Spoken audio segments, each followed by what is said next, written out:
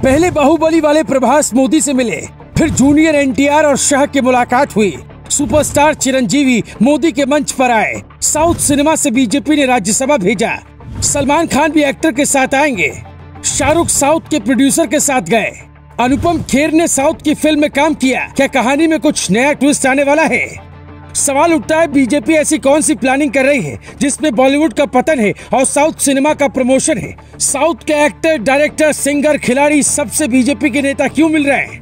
बाहुबली वाले प्रभास मोदी से मिले तो सब सामान्य लगा, फिर RRR वाले जूनियर एनटीआर ने शाह से मुलाकात की तो मामला सियासी बन गया।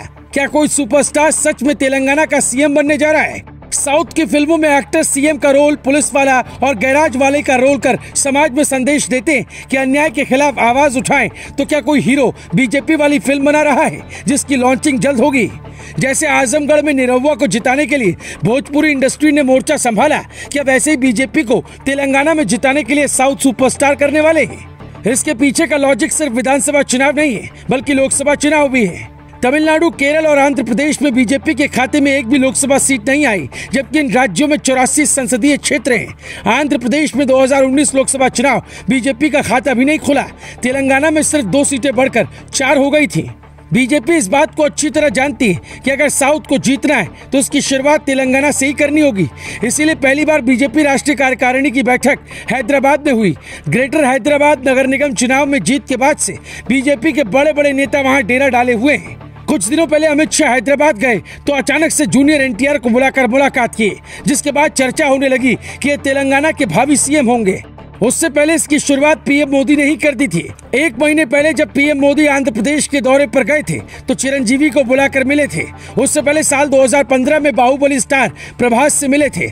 यानी लोकसभा चुनाव 2014 में बम्पर जीत के बाद से बीजेपी ने मिशन साउथ इंडिया शुरू कर दिया है। बीजेपी के बड़े बड़े नेता नॉर्थ इंडिया की बजाय अब साउथ इंडिया पर ज्यादा ध्यान दे रहे हैं ताकि वहां बीजेपी अपनी पकड़ जमा सके।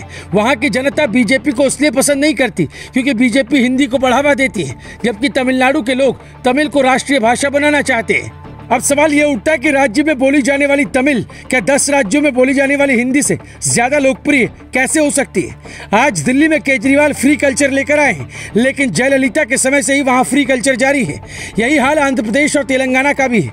केरल CPIM का गढ़ रहा है, इसलिए बीजेपी वहां का किला भेजने से पहले आसपास के राज्यों में अपनी पैठ मजबूत बनाना चाहती है ताकि देश के हर राज्य में भगवा लहरा सके।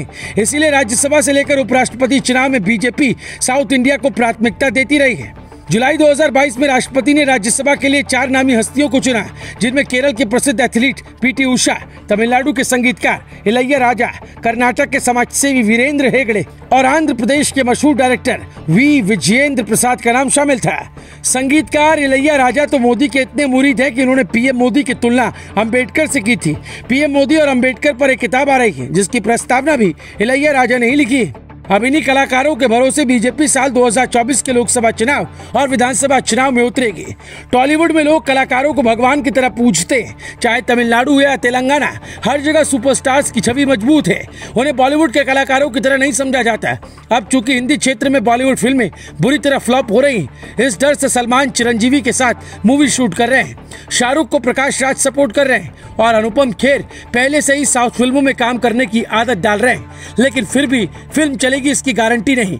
इसलिए हो सकता है बीजेपी और साउथ के कलाकारों के बीच ये करार हो कि आप हमें वोट दिलाओ, हम हिंदी में आपकी फिल्में चलवाएंगे और करोड़ों की कमाई करवाएंगे। अगर ऐसा हुआ तो समझिए मोदी शाह का मिशन साउथ इंडिया जल्द ही सफल हो जाएगा। Bureau report, global Bharat TV.